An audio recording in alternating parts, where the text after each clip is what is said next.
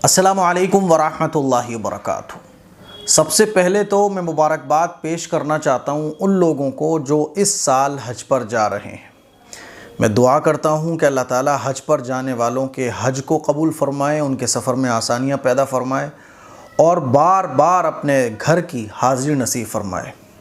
और जो लोग अब तक हज और उम्रे पर नहीं जा सके हैं, अल्लाह ताला हम सब को कबूल फ़रमा ले और मरने से पहले एक मरतबा कम से कम अपने दर की हाज़िरी नसीब फ़रमाए।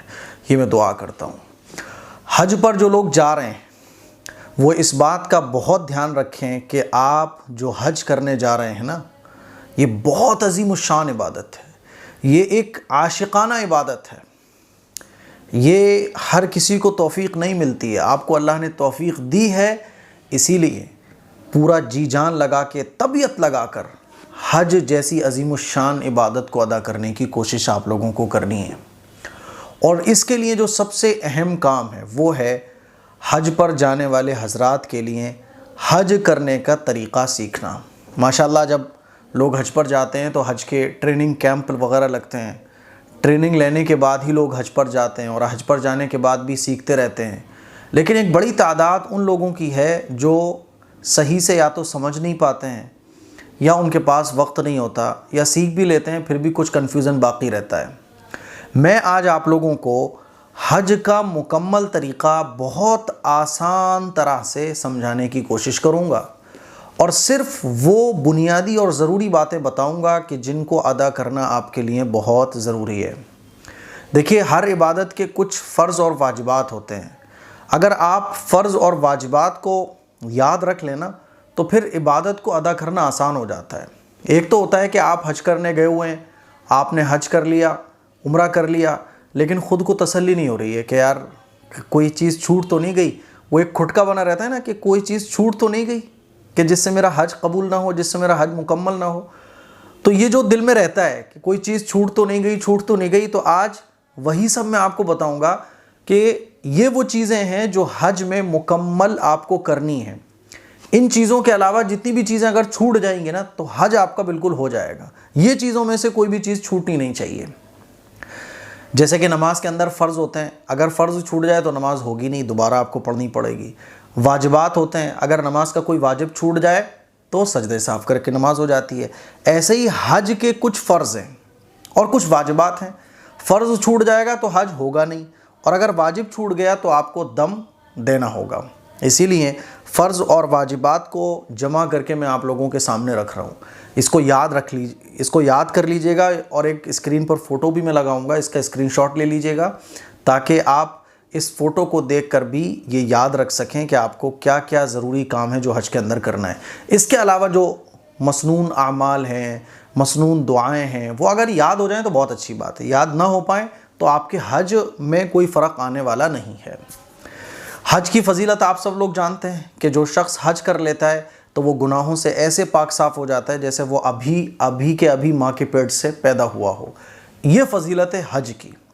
हज का असर इंसान की ज़िंदगी पर सारी ज़िंदगी रहता है, बशर्ते कि हज कायदे से किया गया हो। तो आइए जानते हैं हज का तरीक़ा। इस वीडियो को गौर से सुनिएगा और दूसरों को शेयर करने की कोशिश भी कीजिएगा। देखिए, हज की 3 किस्में हैं। एक हज क़िरान, एक हज तमत्तो और एक हज इफ़राद। आम तौर पर जो लोग हज करने जाते हैं वो हज तमत्तो करते हैं। हज इफ़राद और हज क़िरान नहीं करते हैं। तो मैं जो तरीक़ा आप लोगों की खिदमत में रख रहा हूँ वो हज तमत्तो का है। ठीक है, इसमें क्या होता है कि आप जब अपने मुल्क से जाते हैं तो उम्रे का एहराम बांधते हैं और उम्रे का एहराम बांधकर आप मक्कतुल मुकर्रमा अल्लाह के घर पहुँचते हैं, उम्रा करते हैं। उम्रा कंप्लीट करने के बाद आप एहराम से फ्री हो जाते हैं। अब हज के दिनों का इंतज़ार करते हैं, और हज के दिन कितने हैं? 5, 8, 9, 10, 11, 12। ठीक है, और अगर आप मिना में 13 तारीख़ तक रुकेंगे तो 6 दिन हो जाएंगे। तो ये 5 दिन हैं असल तो हज के। इन 5 दिनों का फिर आपको इंतज़ार करना है। जब 8 ज़िल्हिज्जा आ जाएगी तो आपके हज के जो दिन हैं वो शुरू हो जाएंगे। अब उम्रा मुकम्मल करने के बाद आपको हज के दिनों का इंतज़ार करना है। ये जो इंतज़ार होगा तो इंतज़ार वाले जो डेज़ होंगे इसमें आप क्या करोगे? भाई अल्लाह की इबादत करो, आप तवाफ़ ज़्यादा से ज़्यादा करो, मस्जिद हराम में नमाज़ें पढ़ो, दुआएं मांगो, जहाँ मर्जी चाहे वहाँ जाओ आप, ठीक है। क्योंकि होता क्या है कि हाजी लोग पहले ही चले जाते हैं, अब वहाँ जाके आप उम्रा करके फ्री हो। तो हज तमत्तो का तरीक़ा मैं आप लोगों को बता रहा हूँ। ख़वातीन और मर्द हजरात बहुत ध्यान से सुनिएगा, और अगर इस वीडियो को देखने के बाद भी, जाहिर सी बात है मैं तो एक मुख्तसर तरीक़ा आप लोगों के सामने रख रहा हूँ, वरना तो एक एक घंटे की वीडियो बन जाएंगी। तो मैं मुख्तसर तरीक़ा रख रहा हूँ और वो चीज़ें आपके सामने रख रहा हूँ जो आपको हर हाल में अदा करना ज़रूरी है। इसके बाद भी अगर आपके कुछ सवालात हों तो आप कमेंट बॉक्स में जाके कमेंट कर सकते हैं। देखिए, हज तमत्तो में मैंने आपको बताया कि हज तमत्तो का मतलब क्या होता है कि हाजी अपने मुल्क से जब जाता है मक्कतुल मुकर्रमा तो उम्रे का एहराम बांध के जाता है और उम्रा करता है। उम्रा करने के बाद फ्री हो जाता है। अब हज के दिनों को वो इंतज़ार करता है, और जब हज के दिन आते हैं तो फिर वो हज का एहराम बांधता है और हज अपना मुकम्मल करता है। ये होता है हज तमत्तो में। हज क़िरान में क्या होता है कि एक ही एहराम से उम्रा और हज किया जाता है, और हज इफ़राद में क्या होता है कि एक ही एहराम से सिर्फ हज होता है, उम्रा नहीं होता है। तो हज तमत्तो आमतौर पर लोग करते हैं। तो अब आप इंडिया से जा रहे हैं या किसी भी मुल्क से जा रहे हैं तो आप एहराम बांध कर कहाँ पहुँचेंगे? मक्कतुल मुकर्रमा, ठीक है। आपने एहराम बांधा और एहराम पहनने के बाद, ठीक है, उम्रे का जो मुकम्मल तरीक़ा है वो ऑलरेडी में 3-4 दिन पहले गालिबन मैंने एक वीडियो अपलोड की थी जिसमें मैंने बताया था उम्रे का मुकम्मल तरीक़ा। तो उम्रे का मुकम्मल तरीक़ा आप देख लीजिए, है ना, वो वीडियो आप देख लीजिए। मैं यहाँ उम्रे का शॉर्ट तरीक़ा आप लोगों के सामने रख रहा हूँ। आप अपने मुल्क से जा रहे हैं तो आप एहराम बांधेंगे उम्रे का और उम्रे की नियत करेंगे, और उम्रे की नियत में आप लब्बैक अल्लाहुम्मा उम्रा ऐसे भी आप नियत कर सकते हैं, या आप ऐसे भी नियत कर सकते हैं, वो जो दुआ आती है अल्लाहुम्मा इन्नी उरीदुल उम्रा फयस्सिर हाली व तक़ब्बलहा मिन्नी, ठीक है। या आपको ये दुआ याद नहीं तो आप दिल से नियत कर लें कि अल्लाह मैं उम्रे की नियत करता हूँ, ठीक है। उसके बाद आप ज़बान से तलबिया पढ़ेंगे, लब्बैक अल्लाहुम्मा लब्बैक लब्बैक ला शरीक लक लब्बैक इन्नल हम्दा वन निअमत लक वल मुल्क ला शरीक लक, ठीक है। तो आप उम्रे की एहराम बांधने के बाद आप उम्रे की नियत कर लेंगे। अब आपको फ़्लाइट में जब आप जाएंगे तो तलबिया खूब आपको पढ़ना है, खूब पढ़ना है। अब आप मक्कतुल मुकर्रमा पहुँचे, अपने होटल पहुँचे, होटल पहुँचने के बाद आपको आराम करना है तो आराम कीजिए, और अगर उम्रा करने जाना है तो उम्रा कीजिए, ठीक है। आप तवाफ़ करेंगे, तवाफ़ करने के बाद आप सई करेंगे, सई करने के बाद आप बालों को कतरवा लेंगे। यानी आपको सबसे पहले जाके अपना उम्रा कंप्लीट करना है, ठीक है। उम्रे का तरीक़ा मैंने आपको पिछली वीडियो में बता दिया है, वो आप देख लीजिए। तो हज तमत्तो जो लोग करते हैं, और आमतौर पर हज तमत्तो ही करते हैं, तो आपको सबसे पहले उम्रे की नियत करनी है और उम्रे की नियत से ही एहराम बांधना है। अब आप मक्कतुल मुकर्रमा पहुंचने के बाद सबसे पहले अपना उम्रा कंप्लीट करेंगे। उम्रा कंप्लीट करने के बाद अब आप फ्री हो गए, ठीक है। आपका उम्रा हो गया, अब आप फ्री हो गए। आप जहाँ जाना चाहें वहाँ जा सकते हैं, पूरे सऊदी अरब में जहाँ चाहें वहाँ घूम सकते हैं। हाँ, अपने मुल्क वापस नहीं आ सकते आप, ठीक है। अब आप हज के दिनों का इंतज़ार करेंगे। हज के दिन कब से शुरू होते हैं? 8 ज़िलहिज्जा, 8, 9, 10, 11, 12 ये होते हैं हज के 5 दिन। और अगर आप मिना में आप सुबह सादिक तक रुके रहते हैं, एक दिन और रुकना चाहते हैं तो 13 ज़िलहिज्जा, तो ऐसे हो जाते हैं ये 6 दिन। लेकिन असलन जो दिन होते हैं हज के वो 5 दिन होते हैं, 8 तारीख, 9 तारीख, 10 तारीख, 11 तारीख, 12 तारीख, ठीक है। अब 8 ज़िलहिज्जा जब आएगी तो आप 7 एक दिन पहले ही सुबह को या 8 ज़िलहिज्जा को मगरिब की नमाज के बाद शाम को आप हज का एहराम बांध लेंगे, ठीक है।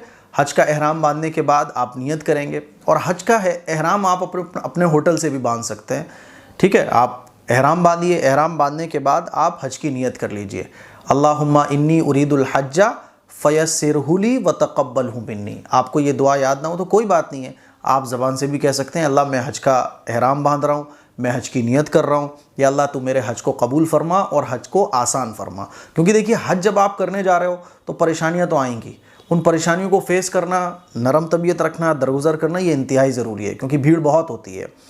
अब आपने जब हज का एहराम बांध लिया, 8 ज़िलहिज्जा आ गई, आपने हज का एहराम बांध लिया, अब आप हज की नियत कर चुके, हज की पाबंदियाँ, हज के एहराम की पाबंदियाँ आप पे शुरू हो गई। एहराम बांधने के बाद जो काम मना होते हैं वो आपको बिल्कुल भी नहीं करना है, जैसे कि खुशबू लगाना, साबुन से हाथ धोना, ठीक है, और चेहरे को कवर करना, अब ये नहीं कर सकते आप। तो 8 ज़िलहिज्जा में एहराम बांध कर हज की नियत करके आपको कहाँ जाना है? मिना में जाना है। आपकी जो बसेज़ होंगी, जो भी आपकी सर्विसेज, जिस टूर से भी आप जा रहे होंगे, वो आपको कहाँ ले जाएंगे? मिना में ले जाएंगे। तो 8 ज़िलहिज्जा का जो दिन है वो आपको कहाँ गुजारना है? मिना में गुजारना है। ये जो मिना में दिन गुजारा जाएगा, तो ज़वाल से पहले पहले, ज़ोहर की नमाज से पहले पहले आप मिना पहुंच जाएंगे। हो सकता है आप फजर में पहुंच जाएं। तो आप मिना में पहुंचने के बाद अब आपको 8 ज़िलहिज्जा का दिन जो है वो मिना में ही गुजारना है। यानी 5 नमाजें अब आपको मिना में पढ़नी है, ज़ोहर की, असर की, मगरिब की, इशा की और फजर की। ठीक है, ये 5 नमाजें आपको मिना में पढ़नी है। खैमे बने होते हैं तो आप नमाज अपने खैमे में पढ़ेंगे और जितना हो सके ज़िक्र व अस्कार, दुआओं का एहतमाम करें। ख़ास तौर पर मैं ये कहना चाहूँगा कि मिना में जो आप एक दिन गुजारोगे, इसमें आप हज का तरीक़ा खूब सीखो। जो ऑलरेडी बहुत सारे हज कर चुके हैं उनसे हज का तरीक़ा सीखो। अब जितना हो सके याद कर लो, सुन्नतें याद कर लो, मुस्तहब्बात याद कर लो, वरना कम से कम ये जो मैं बता रहा हूँ आपको, ये तो आपको याद हो ही जाना चाहिए। अब 8 ज़िलहिज्जा का जब दिन आप मिना में गुजार लेंगे, फिर उसके बाद आपको कहाँ पहुँचना है? 9 ज़िलहिज्जा को आपको सुबह सुबह फजर के बाद जो है ना, आपको अराफात में ले जाया जाएगा, वुकूफ़ अराफा। 9 ज़िलहिज्जा का दिन जो है ना, ये बहुत अज़ीमुश्शान दिन है। हज के जो फ़राइज़ हैं उसमें रुकने आज़म है यौम अरफा, अरफे का दिन। 9 ज़िलहिज्जा को आपको अराफात में ले जाया जाएगा, अराफात के मैदान में। यहाँ पे आपको वुकूफ़ अरफा करना है, यानी ज़वाल के बाद से लेके सूरज गुरूब होने तक आपको यहीं पर रहना है। यहाँ से आपको बाहर नहीं जाना है। अगर आप बाहर चले जाते हो तो बहुत गलत हो जाएगा, ये गुनाह की बात है। इसीलिए आपको यहाँ से बाहर नहीं जाना है। ये बहुत अज़ीमुश्शान दिन है, बल्कि यूँ कहिए कि ये सबसे बड़ा रुकन है हज का। अगर आप मैदान अराफात में वुकूफ़ अरफा आपने कर लिया, आप हाजी हो गए, ऐसे समझ लो बस। ठीक है, तो ये बहुत अज़ीमुश्शान दिन है। ये आपकी ज़िंदगी का सबसे अज़ीमुश्शान दिन है। इसीलिए जितना टाइम आप वुकूफ़ अरफा करोगे, अरफा के मैदान में रुकोगे, यहाँ पे आपको खूब इबादत करनी है, दुआएं मांगनी है, अल्लाह से दुआएं करनी है, जितना हो सके ज़िक्र अस्कार करना है। तो 9 ज़िलहिज्जा में आपको अरफात के मैदान में ले जाया जाएगा और अरफात के लिए आपको जब भी वो पहुँचाएँ, फजर की नमाज के बाद या 8-9 बजे तक, तो ज़वाल के बाद से इसका टाइम शुरू होता है वुकूफ़ अरफा का। ज़वाल के बाद से लेकर आपको सूरज के गुरूब होने तक वुकूफ़ अरफा करना है, अरफे के मैदान में ठहरना है। ठीक है, कभी कभी क्या होगा कि मगरिब के टाइम भी वो आपको बस में बिठा देंगे कि चलो अब मुज़दलिफ़ा चलना है, लेकिन को परेशान होने की ज़रूरत नहीं है। वो बसें रवाना तभी होती हैं जब एक सायरन बजता है। तो 9 ज़िलहिज्जा को आपको अरफात के लिए निकलना है और ज़वाल से लेकर सूरज के गुरूब होने तक आपको अरफात के मैदान में ठहरना है। उसके बाद क्या होगा, जब सूरज गुरूब हो जाएगा तो सूरज गुरूब होने के बाद फिर मगरिब नहीं पढ़नी अभी। अब आपको मुज़दलिफ़े के लिए निकलना है, मुज़दलिफ़े में जाना है। 9 ज़िलहिज्जा को मगरिब की नमाज आपको पढ़नी नहीं है, बल्कि आपको मुज़दलिफ़ा जाना है। और मुज़दलिफ़ा पहुँचने के बाद, मुज़दलिफ़ा पहुँचकर मगरिब और इशा की नमाज आपको साथ में पढ़नी है और इशा के टाइम पढ़नी है। ठीक है ना, तो मुज़दलिफ़ा पहुंचकर आपको मगरिब और इशा की जो नमाज है वो जमात के साथ पढ़ना है। और मगरिब को मगरिब के टाइम पर नहीं पढ़ना, बल्कि इशा के टाइम पर पढ़ना है। सबसे पहले जमात के साथ मगरिब पढ़ी जाएगी, फिर इशा पढ़ी जाएगी। ठीक है, और उसके बाद सबसे पहले सुन्नतें मगरिब की पढ़ी जाएंगी, फिर उसके बाद इशा की पढ़ी जाएंगी और वितर पढ़े जाएंगे। ठीक है, अब जब मगरिब के बाद हो गया और मगरिब के बाद आप निकले अरफात से और इशा में आप पहुँचे मुज़दलिफ़ा में, तो मुज़दलिफ़ा में 10 तारीख़ लग गई। अब आपको मुज़दलिफ़े में पूरी रात गुजारनी है, मुज़दलिफ़े में पूरी रात आपको गुजारनी है। ठीक है, मुज़दलिफ़े में जब आप पूरी रात गुजारोगे तो चूँकि ये 10 ज़िलहिज्जा की रात है, तो आपको रात में हो सके तो इबादत कीजिए, आप जितना हो सके इबादत कीजिए, क्योंकि ये रात भी बड़ी अज़ीमुश्शान है। और अगर इबादत ना करना चाहें तो आप आराम भी कर सकते हैं, ये कोई फ़र्ज़ और वाजिब नहीं है। अब 10 ज़िलहिज्जा का दिन आ जाएगा। ठीक है, देखो 8 ज़िलहिज्जा को आप मिना में रुके, 9 ज़िलहिज्जा को आप अरफात में रुके, और मगरिब के बाद जब 10 ज़िलहिज्जा लग गई तो आप कहाँ आ गए? मुज़दलिफ़ा में आ गए। मुज़दलिफ़े में आने के बाद अब आपको 10 ज़िलहिज्जा आ गया। 10 ज़िलहिज्जा में आपको 3 बड़े काम करने हैं। एक तो 3 जमरात हैं, यानी 3 शैतान हैं, एक सबसे बड़ा, एक उससे छोटा, एक उससे छोटा। 10 जिलहिज्जा में आपको बड़े जमरे को 7 कंकरियां मारनी है। आपको 70 कंकरियां रखनी है। वहाँ बोतलें पड़ी होती हैं, बोतल में आप चने के बराबर या चने से ज़्यादा बड़ी कंकरियां, 70 तकरीबन कंकरियां आप अपनी बोतल में हो सके तो धोकर रख लीजिए, वरना ऐसी रख लीजिए। 70 कंकरियां कम से कम आप रख लीजिए, ज़्यादा रख लीजिए, कभी कभी नहीं पड़ पाती है तो वो आपको ज़रूरत पड़ेगी, इसलिए 70 कंकरियां तो कम से कम रख लीजिए आप। 10 जिलहिज्जा को अब आपको जो 3 बड़े काम करने हैं वो क्या करना है? 10 जिलहिज्जा को आपको बड़े जमरे को 7 कंकरियां मारनी है, सिर्फ बड़े जमरे को, बड़े जमरे को आपको 7 कंकरियां मारनी है, और इसके बाद कोई दुआ नहीं करनी है। और अब आपको क्या करना है? कंकरियां मारने के बाद आपको वहीं पर हज तमत्तु की कुर्बानी करनी है, ठीक है। और अगर आपके ऊपर कुर्बानी दूसरी वाली वाजिब है, ये तो हज की कुर्बानी हो गई, और अगर आप मुसाफिर नहीं हैं तो आपके ऊपर दूसरी कुर्बानी होगी, तो आपको 2 कुर्बानियाँ करनी है, लेकिन आपको 1 कुर्बानी तो बहरहाल हर हाल में करनी होगी। अब हज तमत्तु की आपको कुर्बानी करनी है। तीसरा, आपको हलक कराना है। हलक कराएं, और ख़वातीन जो है कुछ बाल कतरवा लेंगी, तो ये आप जब अपने बाल मुंडा लेंगे, अब आप एहराम से निकल गए, एहराम से आप निकल गए, अब आप अपने नॉर्मल कपड़ों में आ जाएंगे, अब एहराम ख़त्म। तो ये जो हज का एहराम है ये 2.5 दिन का होता है। 8 जिलहिज्जा, 9 जिलहिज्जा और 10 जिलहिज्जा में ज़्यादा से ज़्यादा आपको आधा दिन लग जाएगा। 10 जिलहिज्जा को, यानी ईद उल अज़हा का जो दिन कहलाता है, उसमें आपको 3 काम करने होते हैं। बड़े जमरे को 7 कंकरियाँ मारनी है, और उसके बाद कुर्बानी करनी है, और उसके बाद हलक या कसर कराना है। तो ये 3 बड़े काम हैं जो आपको 10 जिलहिज्जा में करना है, ठीक है। अब आप एहराम से निकल गए, एहराम की सारी पाबंदियां ख़त्म हो गई। हाँ, अभी मियाँ बीवी एक दूसरे से मुलाकात नहीं कर सकते, मियाँ बीवी का जो रिश्ता है वो नहीं कायम हो सकता, वो अभी बाद में कायम होगा, क्योंकि वो भी जायज़ हो जाएगा, लेकिन वो अभी बाद में। तो 2.5 दिन असल है एहराम में, हज में, तो बहुत टेंशन लेने की ज़रूरत नहीं है। ये चीज़ें आप सीख लोगे, बार बार मेरी वीडियो सुनोगे और स्कॉलर्स की सुनोगे तो ये चीज़ें समझ आएंगी, ठीक है। अब आप एहराम से निकल गए, अब आप अपने नॉर्मल कपड़ों में आ जाएं, जो आप नॉर्मल कपड़े पहनते हैं। अब उसके बाद आपको क्या करना है? तवाफ़ ज़ियारत करना है। ये तवाफ़ ज़ियारत आपको अपने नॉर्मल कपड़ों में करना है, ठीक है। और आप एहराम में करना चाहें तो उसमें भी कर सकते हैं, कोई हर्ज की बात नहीं है, लेकिन बहरहाल अब एहराम आपका मुकम्मल हो गया, एहराम आपको पहनने की ज़रूरत नहीं है। अब आप तवाफ़ ज़ियारत करेंगे। तवाफ़ ज़ियारत करने के बाद फिर आपको मकाम इब्राहिम पर आकर मकाम इब्राहिम के सामने 2 रकत वाजिब पढ़नी है। और अगर ये ना पढ़ पाएँ, मान लीजिए भीड़ बहुत ज़्यादा हो और ये ना पढ़ पाएँ, तो फिर आपको हज की सई करनी है, ठीक है। वैसे मैं तो ये कहूँगा, मकाम इब्राहिम के पास अगर 2 रकत नमाज ना पढ़ पाए तो उसकी सीध में जहाँ जगह मिले वहाँ आप 2 रकत पढ़ लीजिए, क्योंकि ये वाजिब है, छोड़ना नहीं है। फिर आप सई के लिए आ जाएँ, क्योंकि जब आपने तवाफ़ किया, तवाफ़ के बाद क्योंकि हज का तवाफ़ है, अब आपको सई करना है।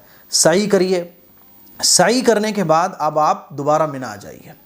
मिना आने के बाद अब आपको 11 तारीख़ और 12 तारीख़ में ज़वाल के बाद कंकरी मारने का जो टाइम है, कंकरियाँ मारने का जो टाइम है वो ज़वाल के बाद से लेकर मगरिब तक बेहतर है, वरना अगर भीड़ भाड़ ज़्यादा हो तो सुबह फजर का टाइम शुरू होने तक आप कंकरियाँ मार सकते हैं।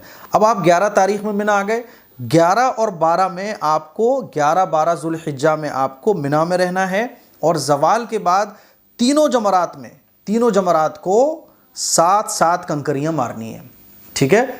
तीनों जमरात को 7-7 कंकरियाँ मारनी है। एक जमरे को 7 कंकरी मारना है, फिर बड़े वाले को 7 कंकरी मारना है, फिर उससे बड़े वाले को 7 कंकरी मारना है, और कंकरी मारने के बाद आपको दुआ करनी है। फिर दूसरे को कंकरी मारना है, फिर दुआ करनी है, फिर बड़े वाले को कंकरी मारना है, उसके बाद दुआ नहीं करनी है। तो देखिए, आप 7-7 कंकरियाँ जब मारोगे तो 7 कितनी हो गई? 21, और 21 12 तारीख़ में आप मारोगे, कितने हो गए? 20-20 40 2 42, तो 42, और आपने 10 ज़िलहिज्जा को बड़े जमरे को 7 कंकरियाँ मारी तो कितना हो गए? 49 हो गई हैं। अब अगर आप 12 ज़िलहिज्जा को चाहें तो वापस मक्का आ सकते हैं, आपका जो है वो हज मुकम्मल हो गया है। बस वापसी से पहले, यानी जब आप मक्के को छोड़ेंगे तो वापसी से पहले आपको तवाफ़ विदा करना है। तवाफ़ विदा यानी अलविदाई तवाफ़, आपका हज मुकम्मल हो गया, ठीक है। लेकिन अगर आप मिना में 12 तारीख़ को नहीं निकलते हैं, मगरिब हो जाती है, मगरिब का बाद हो जाता है और आप मिना में ही रहते हैं, तो फिर 13 तारीख़ को जो कंकरियाँ मारना है वो भी आपके ऊपर वाजिब हो जाएगा, और 13 तारीख़ को आप कंकरियाँ फिर मारें। और अगर 12 तारीख़ को कंकरियाँ मार के आप वापस आ जाते हैं मिना से तो आ सकते हैं, लेकिन अफजल ये है कि आप 13 तारीख को भी तीनों जमरात में कंकरियाँ मारें, ये अफजल है। ठीक है, तो ऐसे आप देखोगे तो 11, 12, 13, तो ये 3 दिन 3 जमरों, हर जमरे को 7 कंकरी मारी जाएंगी, तो 7 या 21, 21 को 3 में करो, फिर एक 10 ज़िलहिज्जा को आपने 7 कंकरियाँ मारी, तो ऐसे हो गई आपकी 70 पूरी कंकरियाँ। ठीक है, उसके बाद आप वापस मक्के आ जाएंगे और जब जितने भी दिन आपको रहना हो वो आप रहिए। उसके बाद जब आप मक्के से वापस आ रहे होंगे, ठीक है, मक्के से वापस जा रहे होंगे, चाहे आप मदीना जा रहे हो या चाहे अपने घर वापस आ रहे हो, वापसी से पहले आपको तवाफ़ विदा करना है, जिसको अलविदाई तवाफ़ कहा जाता है। तो ये पूरा तरीक़ा है हज करने का जो मैंने आपके सामने रखा है। अब मैं आपको बता देता हूँ कि उम्रे में कितने फ़र्ज़ हैं और कितने वाजिबात हैं, और हज में कितने फ़र्ज़ हैं और कितने वाजिबात हैं, ताकि आपको आसानी से याद रहे। देखिए, ये पूरा एक स्क्रीनशॉट है, पूरा एक फ़ोटो मैं आपके सामने लगा रहा हूँ। हज में जो है ना, उम्रे में जो है ना, वो 4 चीज़ें ज़रूरी हैं, 2 फ़र्ज़ और 2 वाजिबात। 2 फ़र्ज़ कौन कौन से हैं? एहराम बांधना और उम्रे की नियत करना तलबिये के साथ, ठीक है, नंबर 1। दूसरा, तवाफ़ करना, ये 2 फ़र्ज़ हो गए, और 2 वाजिबात हैं, सफ़ा और मरवा की सई और बालों का कतरवाना यानी हलक करना या कसर करवाना। ये 4 चीज़ें ज़रूरी हैं उम्रे के अंदर, यानी इन 4 चीज़ों को अदा करना हर हाल में ज़रूरी है। इन 4 चीज़ों में से कोई चीज़ छूट जाएगी तो आपका उम्रा नहीं होगा। फ़र्ज़ छूट गया तो उम्रा होगा ही नहीं, और अगर वाजिब छूट गया तो दम वाजिब हो जाएगा। अब आइए हज की बात कर लेते हैं। तो हज तमत्तो में जो है ना, वो 3 फ़र्ज़ हैं। नंबर 1, एहराम बांधना और हज की नियत करना तलबिये के साथ, 3 बार कम से कम आपको तलबिया पढ़ना है। दूसरा जो फ़र्ज़ है वो है अराफात के मैदान में रुकना, वकूफ़ अराफा, ये दूसरा बड़ा फ़र्ज़ है। और तीसरा फ़र्ज़ है एहराम से निकलकर हज का तवाफ़ करना और उसके बाद सई हज का तवाफ़ करना। ये 3 फ़र्ज़ हैं हज के। इसके अलावा जो चीज़ें हैं वो वाजिबात है। देखिए आप स्क्रीन पे देखिए, ये जो बिलू बिलू निशान लग रहे हैं ये हज के वाजिबात हैं। देखिए, नंबर 1, वकूफ़ मुज़दलिफ़ा, मुज़दलिफ़े में रुकना, ये वाजिब है। नंबर 2, जमरात, 10 ज़िलहिज्जा को बड़े जमरे को 7 कंकरी मारना, ये भी क्या है? वाजिब है। नंबर 3, हज तमत्तु की कुर्बानी, ये भी वाजिब है। हलक या कसर, ठीक है, ये भी वाजिब है, नंबर 4। उसके बाद आप देखें सफ़ा और मरवा की सई, ये भी वाजिब है, 5 हो गए। 11, 12 तारीख में तीनों जमरात को कंकरी मारना, नंबर 6, ये भी वाजिब हो गया। और वापसी से पहले अलविदाई तवाफ़, ये नंबर 7 वाजिब हो गया। तो ये 7 हज के वाजिबात हैं, यानी वाजिब अगर छूट जाएगा तो दम वाजिब होगा। मुझे उम्मीद है कि अब हज का तरीका आपको मुकम्मल समझ में आ गया होगा। अगर अभी भी कोई डाउट है तो आप कमेंट कीजिए, मैं इंशाल्लाह आपके कमेंट का जवाब दूंगा। इस क्लिप को शेयर करें, दूसरों तक पहुंचाएं। अस्सलामु अलैकुम वरहमतुल्लाहि वबरकातुहू।